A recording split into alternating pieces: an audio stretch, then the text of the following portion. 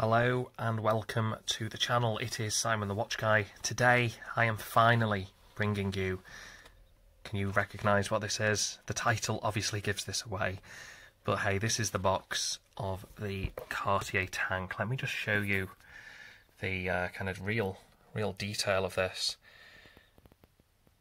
Really a classy piece. Now let me just press the button, open this up.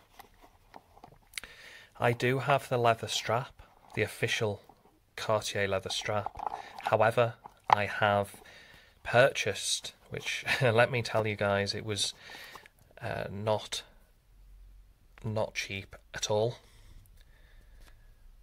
But I have purchased the I've purchased the stainless steel strap for this piece. So let me just explain this a little bit more. And I know you guys don't like to see the boxes, but you've really got to. I mean, this is, you know, really down to the box, down to the wire. They've really thought about every detail. If you've ever really looked at owning a Cartier tank, let me just make sure that's down properly, because I've got the leather strap in it, otherwise this does close, you know, really quite securely. Let me put the camera back down and let's go ahead and continue the look at the Cartier tank. Here it is on my wrist. Going to start off with a wrist shot.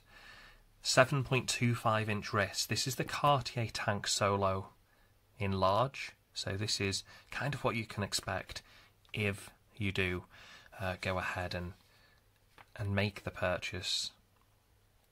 So let me take this off my wrist. We'll do some wrist shots a bit later on. Let me first off give you guys some of the specs, because I really think when you deal with a watch like this, before we get any further, before we talk about the history, let's get the specs out of the way, because you might decide this is or isn't the watch for you just based on the specs. Okay, so again, this is the Cartier Tank Solo. This is a 2019 model, and I originally had this on the leather strap. I will do another video with this on the leather strap, but I purchased the official Cartier stainless steel strap because I just think it looks that bit more, I don't know, maybe masculine. I mean, I think it looks a little bit more masculine, but not only that, I just think it tapers. It doesn't really taper much at all. When you've got the leather strap, let me just turn this around. As you can see, it kind of starts off real thick here and then sort of tapers down, which is great for a business formal setting. And this is where the watch really shines. But again, guys, we've got so much to talk about. Let me go ahead and give you the specs. So, size-wise, we're looking at a 34.8 millimeter height. We're looking at a 27.4 millimeter width, and then we're looking at just a 5.55 millimeter thickness. I really want to illustrate the point, so let me just go ahead real quick and let me just pull up some other watches. So we've got three other watches here. Let me give you a G-Shock M900. You know, in comparison, they are polar opposites. Okay, this is really designed. This is going to go under the sleeve, under the cuff. Let's look at the ProMaster Tough. This is I believe this is a 15. So again, we're looking at a 15 versus a 5.5. The difference there is, it is quite substantial. And let me finally just pull a Casio that probably, you know, many of you guys have or have owned. That's the B5600, the Bluetooth model. And you can really see there that, you know, this thing is really elegant, really wears very small. Is that a bad thing? I don't think it is, and we'll go into that in just a second.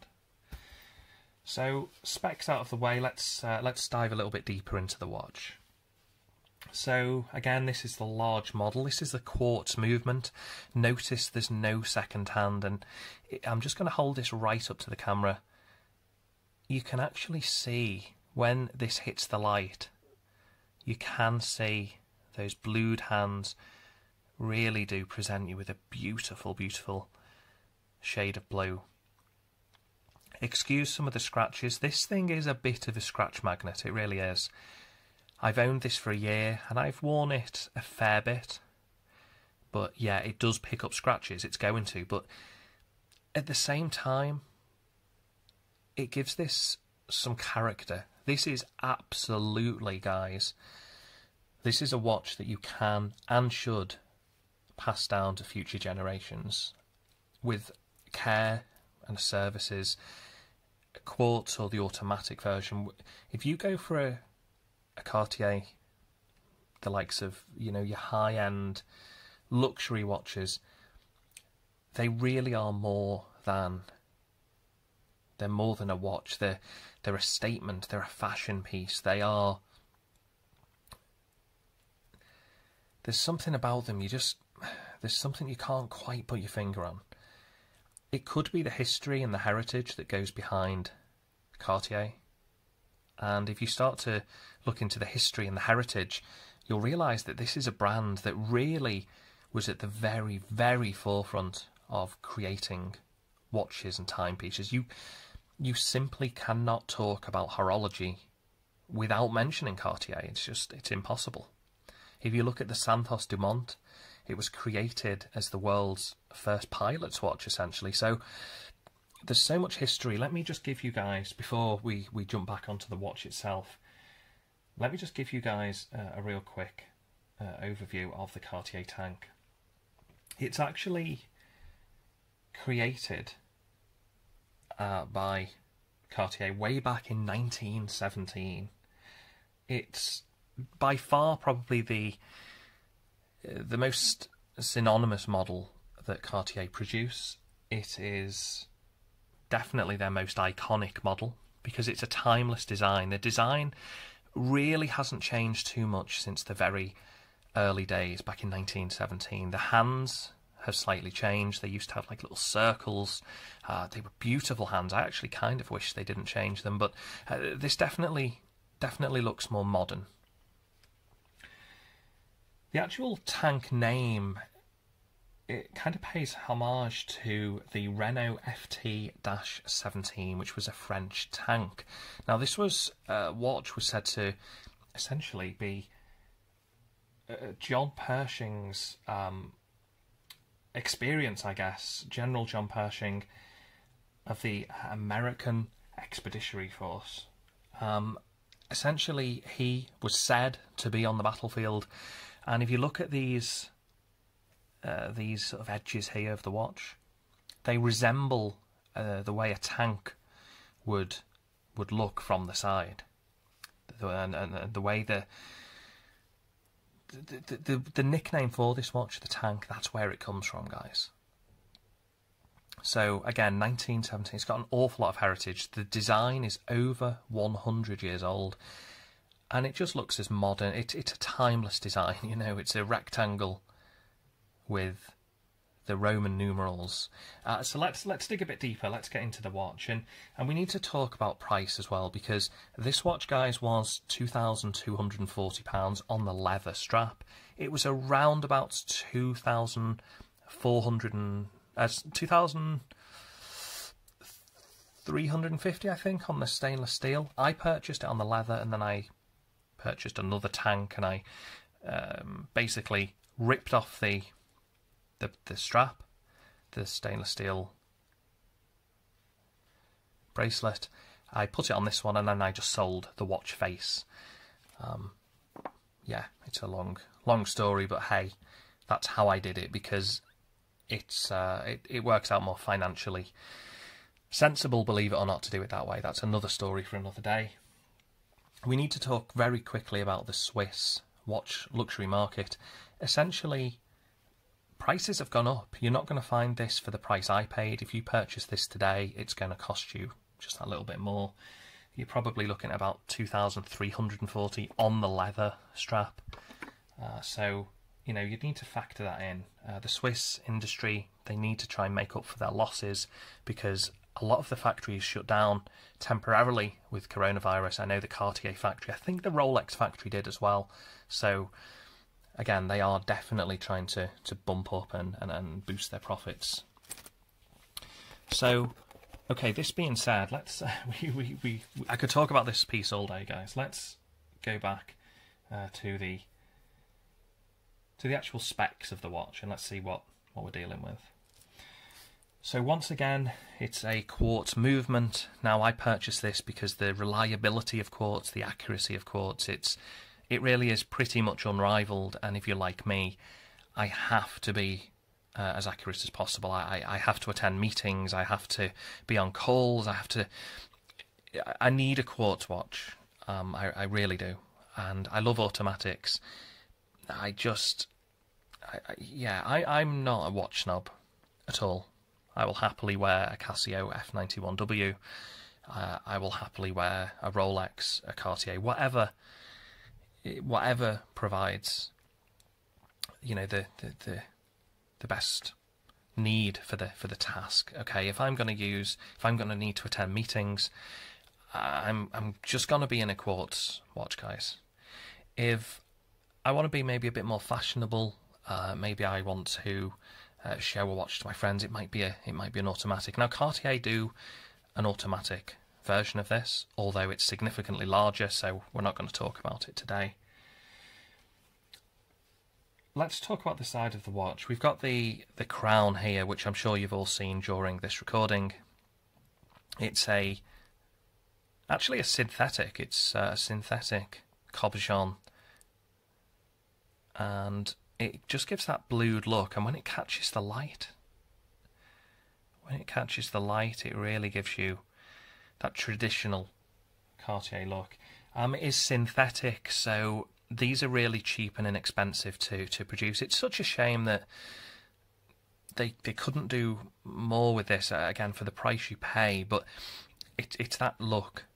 Okay, you're buying the look. You're buying into a luxury brand that's got many, you know, over 100 years of heritage. You've also got the silvered light dial, okay, the opaline dial. Now, what does this mean? It actually means if you... It's kind of almost somewhat reflective. Not reflective in the sense that it's difficult to read. It's very, very legible. But there's almost like a nice sheen, almost a slight gloss to the actual white of the dial. You've got the raised, if you can ever so slightly see it, you do have the raised kind of ink, I guess, on the numerals. That's at least how it looks anyway. And all the way around the minute track, you've got the thick kind of blocks there, the train track dial representing every 5 minutes, and then you've got the single lines representing the minutes. Now, I've got mine set up nearly to the second, and I need to tell you guys quickly, this watch actually had a service under warranty because it just wouldn't hold time. Despite being a quartz piece, it just wouldn't hold time. I sent it into Cartier, actually owned by Richmond, and they were fantastic. They were really caring. They really went above and beyond to get this sorted. Now, when you pull out the crown and twist it, originally it was in free fall. It would just turn really quick and easy. Now it does have a little bit of resistance. So I think they've replaced the movement in this, and the movement is a real beautiful, lovely looking movement. I think it has 7 jewels. I may be incorrect. I think it has 7 jewels, which is really nice for a quartz movement to be jeweled. Again, we've got the Roman numerals here, which are really, I think, quite nice. It makes a change from just the bog standard Arabic dial. You've got the black calf skin. Now, again, I switched this out for the official Cartier strap. It does have the buckle, so if you do use this, Essentially it just sort of clips in. You push it from the top here and it clips on. Super secure. You've got to kind of use a little bit of effort to get that off. Once it's on the wrist, it's on the wrist perfectly, safely and securely. This is, if I can zoom, focus, yeah, Cartier made, stainless steel. Again, if you do want to purchase with gold or precious metals, it is possible. I personally didn't choose to do so. I'm more than happy with the stainless steel version. Water resistance is just 30 meters, okay, 100 feet. It's, to me, it's a crying shame. If this has a screw down crown, I seriously think that this could be your watch for life. I really do. If this was 100 meters or 200 meters waterproof, water resistant, sorry, there wouldn't really be another need for another watch. Not unless you want extra features. Now, this doesn't have a time setting. It doesn't have the date setting. Sorry, it definitely has a time setting. And that is actually the beauty of this. You never have to worry, really, about checking it. Are we on the right date? Is the date flipped over? Is there going to be any problems with the date? Because it doesn't have that feature. And I think that is the beauty of it. Just once a year, you'll need to set this back and forth to the correct time with daylight saving time. And what's more, Cartier actually provide this with a 7-year warranty. And that's covered by Richmond, again, who own Cartier. Now, unfortunately, the downsides, this doesn't have a very good adjustment. You would have to take the entire link out. It's got these kind of screws that you unscrew. Essentially, this just clicks, pops into place. Doesn't have those micro adjustments, which really does upset me a little bit, because as you can see, the watch slides a little bit up and down my wrist, so it does wear a little bit loose. But once again, it's a 7.25 inch wrist, and I actually think, I'm going to give you guys, let me give you guys a better shot. That's how it looks on a 7.25 inch wrist. I did take this to an AD.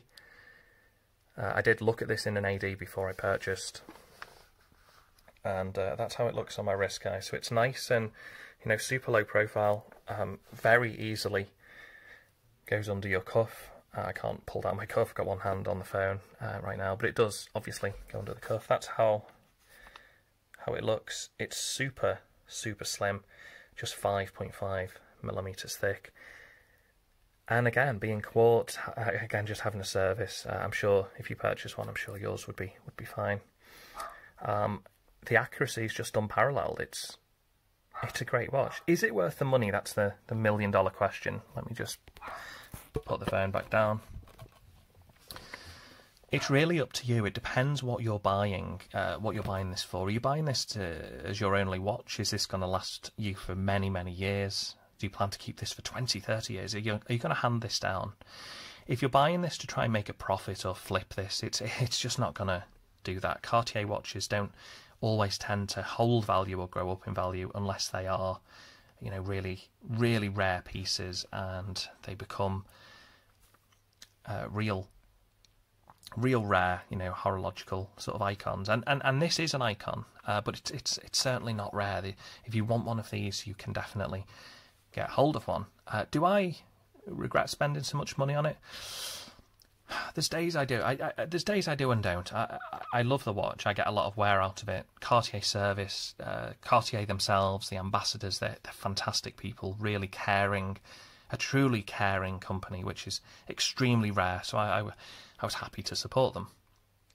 Do I wish the watch had a screw-down crown? I really do.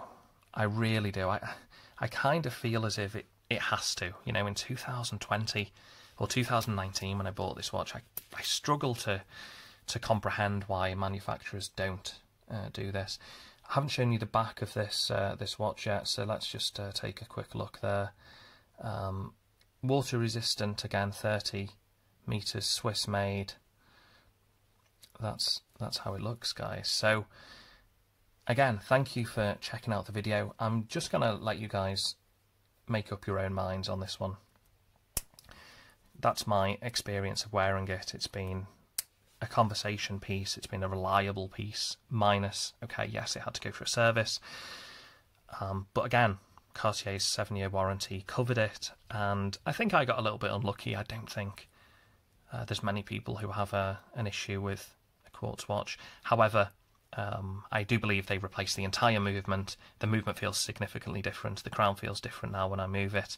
So, yeah, I'm happy with my watch. This is the only luxury watch in the collection.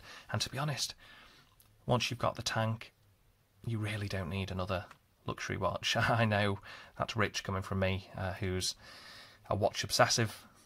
But really, you need to ask yourself the question, why do you need multiple luxury watches? Why do you need more than one watch? But hey, that's a question we all need to ask ourselves. If anyone has any questions, please feel free to let me know in the comments and I'll get back to you as soon as possible. Otherwise, thank you for watching, guys. Stay tuned and I will be bringing you another watch review or watch overview very soon. Okay, thanks for watching, guys. Take care.